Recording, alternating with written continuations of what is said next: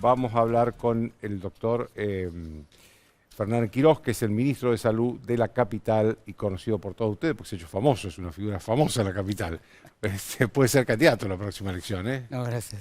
No, gracias, bueno.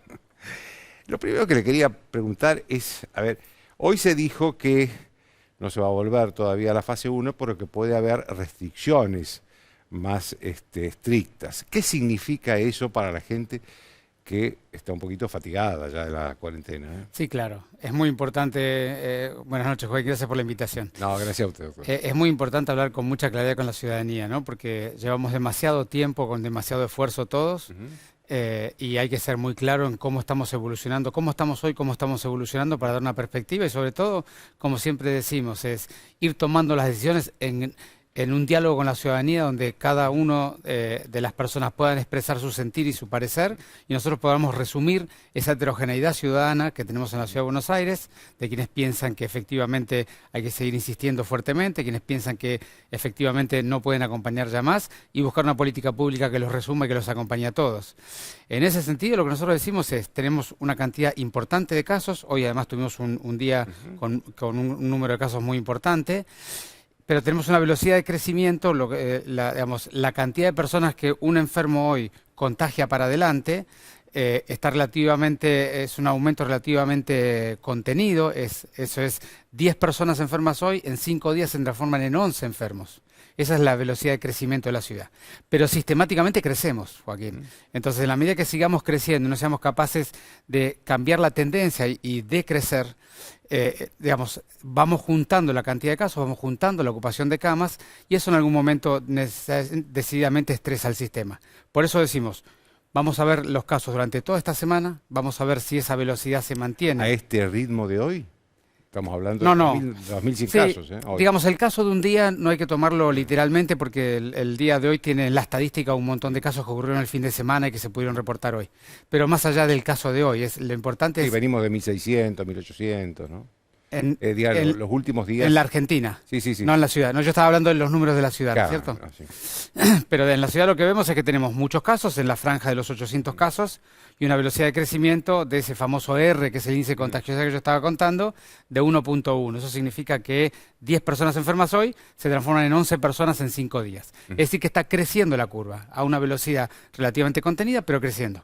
Sí, y nosotros estamos trabajando intensamente en lo que es el programa Detectar, tanto en los barrios populares, que ahí hemos podido demostrar que Detectar, si se sostiene muchas semanas, logra contener la curva y disminuir los casos, como el Detectar en los barrios, digamos, de la ciudad, que los hemos distribuido ya en 7 barrios, y la verdad que está produciendo una cantidad importante de casos, lo que significa que para el futuro estamos conteniendo o controlando la transmisión entre un enfermo y los contactos estrechos. Entonces, toda esa estrategia de detectar sobre el territorio, pero además el testeo permanente y sistemático de los trabajadores de la salud, que se está haciendo ya hace varias semanas, y el testeo sistemático que empezó hace una semana en los trabajadores de los geriátricos, son todas metodologías para identificar rápidamente a los enfermos y distanciarlos de la sociedad. Los llevamos a los hoteles y los distanciamos. Toda esa estrategia es para bajar los casos. Ahora, decididamente tenemos una semana por delante que la cantidad de casos del día a día ya es demasiado importante y necesitamos rápidamente poder cambiar esa tendencia y si no vamos a tener que mostrarle los datos a la ciudadanía y pedir un último esfuerzo, ¿no es cierto? Un esfuerzo mayor para poder pasar esta última parte del pico. En eso le preguntaba, ministro, ¿cómo sería una cuarentena más estricta? Porque ahora, digamos, volver al principio, cuando no se podía salir de la casa, ¿cómo sería? Cerrar los comercios. Si los casos siguieran aumentando, porque todavía tenemos que evolucionar estos días a ver cuál es la mejor estrategia, ¿no es cierto? Si seguir insistiendo y profundizando la estrategia de testeo y con eso alcanza, o necesitamos agregarle algún distanciamiento físico mayor, que sería retroceder en pautas de la cuarentena.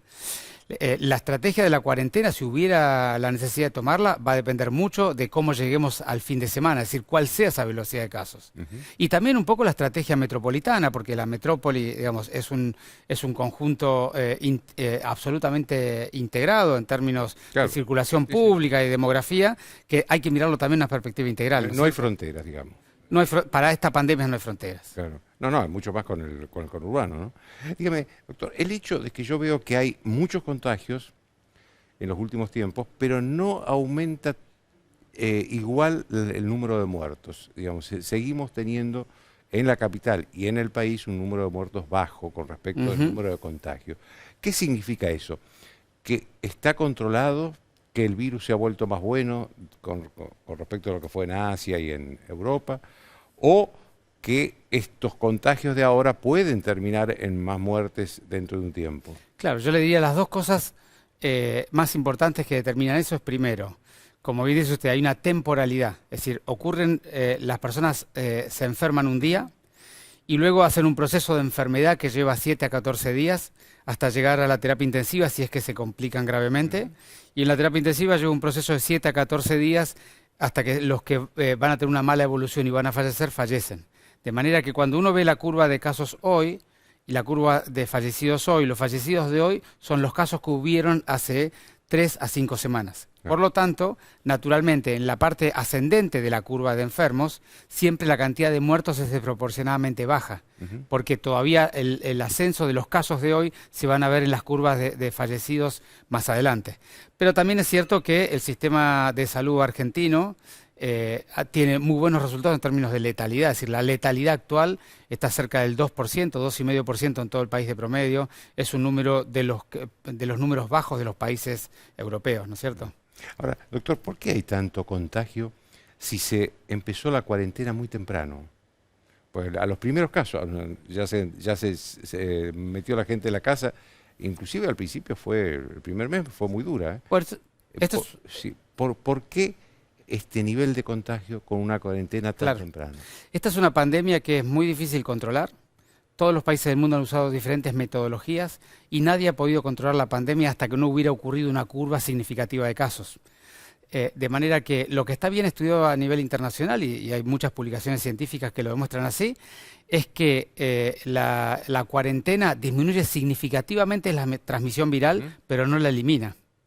De hecho, prácticamente ningún país de los que ha tenido circulación comunitaria ha podido eliminar el virus. Muchos de ellos han llegado a un punto donde parecía que estaban resolviendo el problema y han vuelto a rebrotar. Es decir, que es un virus extremadamente contagioso. La vida social hace que ese virus circule entre la sociedad y la comunidad. Y, digamos, lo que uno trata de hacer siempre son estrategias de mitigación, es decir, disminuir el impacto del virus en la comunidad y por lo tanto disminuir la cantidad de enfermos y la cantidad de fallecidos. Pero no hay un elemento único y menos la cuarentena sola como para poder evitar la pandemia. Lo que uno hace lo atrasa, disminuye la pendiente, disminuye la altura de la cantidad de casos, pero siempre la curva ocurre. Doctor, yo lo que veo leyendo las noticias del mundo es que en los lugares donde parecía superado, inclusive se abrió la economía, se abrió el turismo, hay brotes de contagios, que son preocupantes en algunos países. ¿Cuándo se va a resolver esto? Porque esto nos va a pasar lo mismo a nosotros. En algún momento vamos a creer que superamos, vamos a salir toda la calle y en algún momento ustedes van a decir, ojo, que apareció un brote nuevo. ¿Cuándo se va a resolver esto? ¿Cuándo vamos a dejar de vivir con miedo? Claro. Bueno, lo primero que me importa decir es que el miedo, digamos, uno tiene que tratar de evitar el miedo de todas las maneras posibles y la mejor estrategia para evitar el miedo es dialogar con toda franqueza y claridad sobre la situación y cómo evolucionar, ¿no es cierto? Porque el miedo es un muy mal consejero, digamos, el miedo nosotros, digamos, de alguna manera en la historia del ser humano, el miedo significa dos tipos de respuesta, ¿no? La huida o el combate. Eso es un poco lo que antecede, lo que anticipa el miedo. Y la verdad que son dos reacciones absolutamente inapropiadas para una pandemia de estas características, ¿no? Uno tiene que hacer, en esta pandemia lo que hay que hacer es cooperar, colaborar, participar en conjunto, ver estrategias integrales para la comunidad. Pero, digamos, más allá de ese aspecto que me importa remarcarlo, digamos, para la ciudadanía, esta es una enfermedad que llevamos 6 meses conociéndola, y que hoy está bastante claro más o menos cómo evoluciona una primer curva. Ha habido países que han tenido curvas muy picudas, otras muy planas, pero finalmente... Y que sabemos que luego puede rebrotar, como me dice usted. Y que el final de esta situación va a tener que ver con la aparición de una vacuna, con la aparición de algún medicamento, con la aparición de cierto nivel de protección inmunológica que la ciudadanía va logrando a la medida que las personas se van enfermando, pero sobre todo con un cambio de modalidad de cuidado ciudadano donde haya cierto comportamiento social que dificulte mucho la transmisión de este virus, ¿no? Es decir, lo que está diciendo usted, ministro, es que aun cuando volvamos a la normalidad, no va a ser nunca la normalidad de antes. Decididamente no, pero además tampoco, como insisto muchas veces, digamos, esta pandemia ha sido tan dolorosa y va a generar tanto daño en términos no solamente, digamos, sanitarios, sino también económicos, de la salud mental, de la salud familiar y social, que me parece que sería poco razonable pretender volver a la normalidad anterior. Es decir, luego de tanto dolor, seguramente es una oportunidad o un momento para reflexionar qué pasó, cómo pasó y cómo deberíamos ser como ciudad para el futuro, ¿no? Porque aquí esta pandemia muestra una cosa que es muy importante para mí, es el nivel de interdependencia que tenemos los seres humanos entre nosotros y cómo el cuidado individual necesita mirarse dentro de una integración de cuidado colectivo. Porque de esta pandemia no nos pudimos salvar ninguno de nosotros por nuestra cuenta. En cualquiera de las dimensiones que he comentado, a todos nos ha golpeado en algún sentido.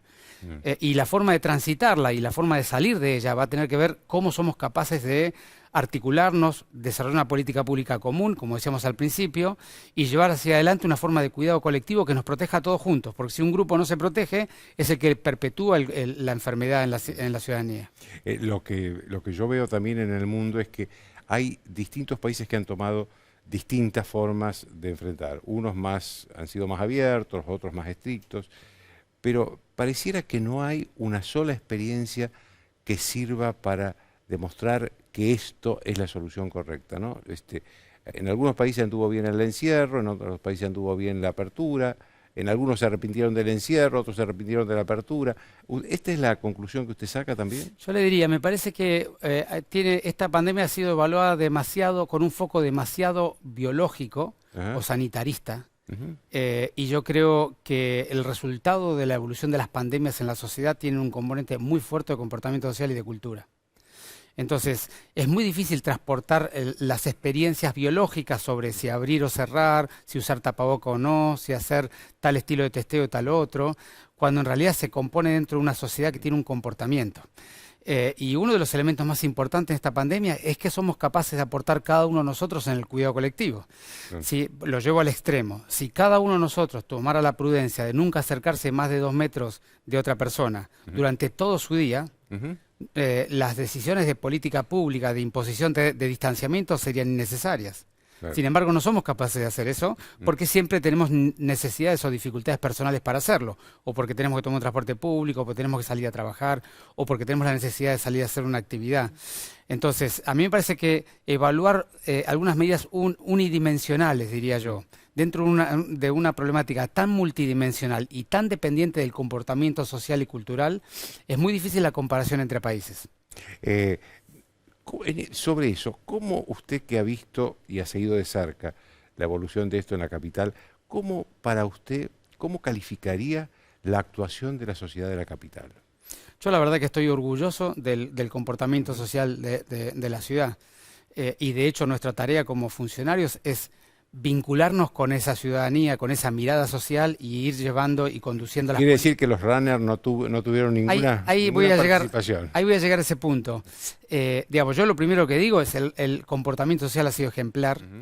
Y luego lo que ha pasado a partir del día 60 o el día 65 o 70 es que la ciudadanía empezó a tener dificultades para cumplir las pautas propuestas. Y ahí no es un tema de la ciudadanía, es un tema de todos, los ciudadanos y los funcionarios.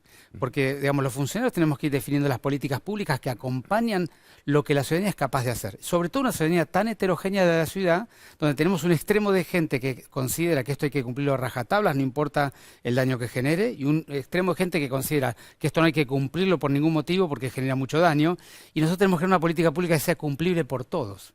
Nosotros tenemos que buscar ese denominador común de esta sociedad. Y esa es nuestra tarea permanente. En cada semana hemos buscado la solución particular. Siempre en todas las semanas hemos tenido algún subgrupo de gente que incumplió. Pero yo te diría al respecto de las personas que salieron a hacer actividad física. No nos gusta llamar runners porque en realidad salió un montón de gente que salió a hacer actividad física y a descomprimirse un poquito.